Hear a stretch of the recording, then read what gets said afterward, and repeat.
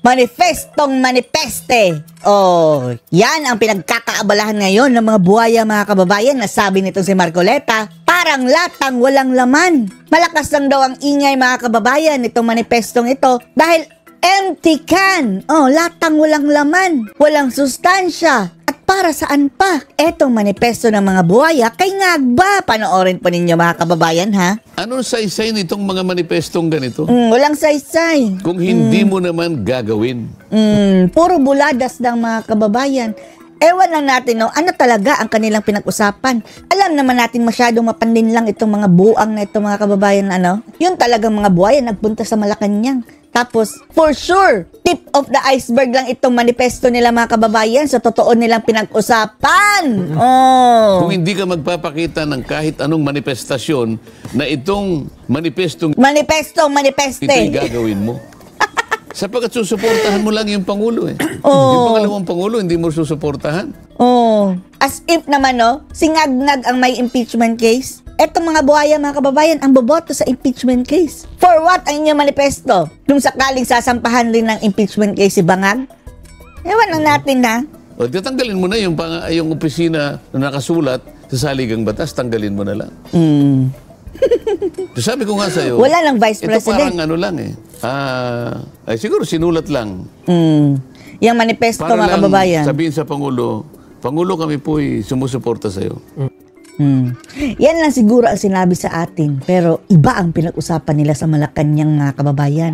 Ang bali-balita, sabi ni Maharlika, bida-bida na naman daw si Admiral doon, mga kababayan. Diyos mio, Marimar. Kailangan ba sabihin ngayon? Wala namang problema ang Pangulo eh. Nagsalita lang ang Pangulo tungkol sa problema ng bansa. Bakit hindi yun ang inyong tugunan? Wala. Hindi kasali sa manifesto yung sinabi niyang wag niyo na ituloy ang impeachment kay Sara. Wala. Natuloy na nga. Sinabit na. At apparently, mga kababayan, isa na naman iyon sa budol ni BBM. Gawa ka ng manifesto na nagkukunwari na sinusuporta ng Pangulo, ngunit iba ang wala patay. namang binanggit doon sa gustong mangyari ng Pangulo sa ngayon. Dahil hindi seryoso yung sinabing Sara is unimportant, wag nang pagsayangan ng panahon, wag nang ipa-impeach. Hindi kasi yung totoo, mga kababayan eh. Propaganda, panghugas kamay lang niya. Yung kinakaharap nating mga problema sa ngayon, wala naman kayong sinabi. Ba't hindi man lang sinabi? Totoo po, Mr. President, kami po'y sumasang-ayon ng ganap sa'yo na napakarami po ng problema ng ating bansa. Isa na po yan ang pagbaha. 5,500 flood control. Siyempre, hindi niya ipapanawagan yan, mga kababayan, dahil inangkin na niya eh. Siya lahat ang mapagbibintangan. Singagba. Titingnan po namin ng mabilisan kung nasaan po napunta yung pondo. Tapos sa bilang, mga kababayan, hindi man lang siguro aabot ng 1,000. Lalabas na sinungaling si BBM, mga kababayan. Kaya hindi nila yan itatouch. Nugol sa flood control. Bakit walang ganun? Dahil yun nga. Nasaan ang kahayagan at kahandaan nila para sa ganun ay talagang sinusuportahan nila yung Pangulo? Siguro nga. Pero kailangan tayong magpakita ng maraming ebidensya. Sana pinapunta din ito si Marcoleta doon sa Malacanang dahil mga congressman daw, mga kababayan pero mayroon silang pinipili. Sigurado blacklisted si Marcoleta doon sa kanilang fellowship of the Ngagba and mga buhaya. Kung anong dapat, kung anong sinasabi ng bibig, yun ang ginagawa. Hindi ba ako? Isang deklarasyon ng pagkakaisa. Yan ang nakasaad sa manifesto, mga kababayan. Katapatan at paninindigan para sa pagtatanggol sa bayan. Paano mong ipagtatanggol ang bayan kung yung problema coming from the words ni natambalos-dos ng mga buhaya, mga kababayan. Hindi mo isasangkot dito. Isa sa problemang sinabi ng Pangulo. Ang problema lang nila ay si VP Sara. Dahil si VP Sara lang ang kumukontra sa kanila. Diba sabi ni VP Sara Duterte nung nakita niya ang GAA, yung budget ng buong bansa, kung paano nila nilulustay at inaaksaya ang ating pera. Ayaw ni Sara yan kaya ang problema nila, mga kababayan, si Sara Duterte dahil siya ang tinik sa kanilang lalamunan sa mga buhaya. Huwag na ninyong ituloy yan. Malit na bagay yan. Malit na bagay na malit na bagay na pinalalaki nyo. Wala man lang tayong nakita. Wala man lang sinabi dito sa pagkahaba-habang manifestasyon kung anong klaseng suporta yan. Masyadong general Sabi mo nga, motherhood statement. Wala lang.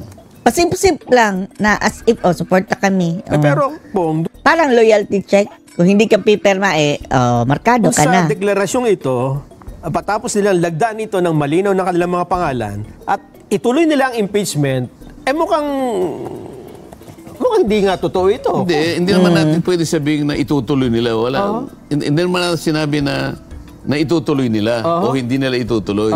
Ang sinasabi natin, magpahayag naman kayo tungkol sa sinabi ng Pangulo. Kung ano kanilang stand. Kasi sinasabi mo pagkakaisa eh. Oo nga. Nangako ka na Sila lang ang nagkakaisa. Yung may mga masamang balak mga kababayan sa kaban ng bayan. Sama-sama silang babangag muli. Ipagkaisa ka sa kanya. Anong klaseng pagkakaisa ang mahihita ng mamamayan tungkol sa binanggit niya sa mga bagay-bagay na may kinalaman sa impeachment? Wala kayong binanggit eh. Wala nga. Tahimik nga. Sila nga ang gusto magpa-impeach. So wala laman ito. Kumbaga Empty. sa lata na walang laman. Latang walang laman, maingay. Ang ingay lang. Wala laman eh.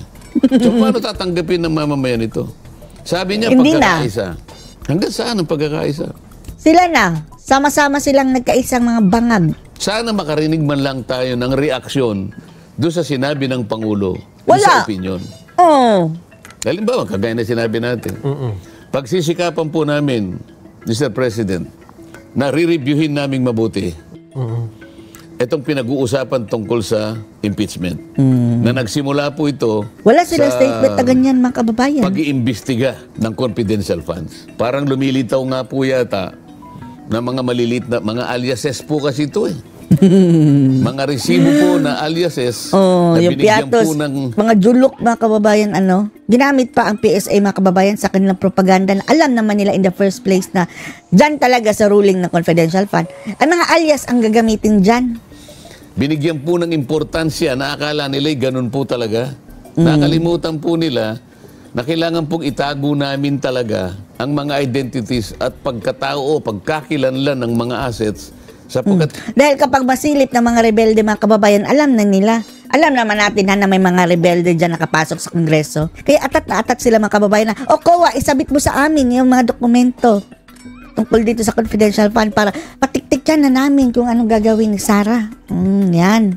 kailangan po nila ang proteksyon. Kagaya po ni anong pangalan niya?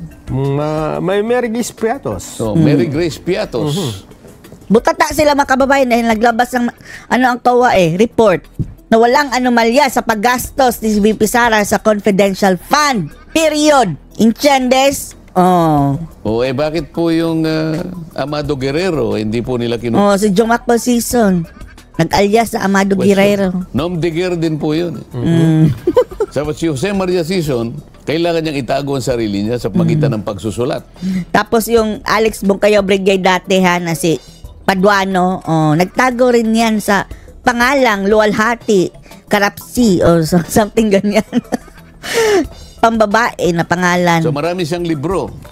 Hindi niya pinipirma yung pangalan niya. Pangalan niya. Pag sinabi mo Jose Maria Sison, kilala. Isa rin yan, si Jose Maria Sison, pambabae rin ang pangalan. Jose Maria. Alam na kung sino. Ang ilalagay niya, Amado Guerrero. Si Maria Sison Isipin po Jumacol. ninyo, kinasangkapan niyo pa ang Philippine Statistics Authority para pagpaguran, Sa kanila, pagkagasta. nagsayang ng oras. Ginamit pang propaganda. Alam na nila ng mga kababayan na wala silang mahahanap na piatos-piatos dyan dahil alias yan! Pag siya sa atin, kung may death certificate, si Piatos, samantangan alam naman ninyo na alias lang yun. Correct. Ano masasabi niyo dito mga kababayan? Post your comments below.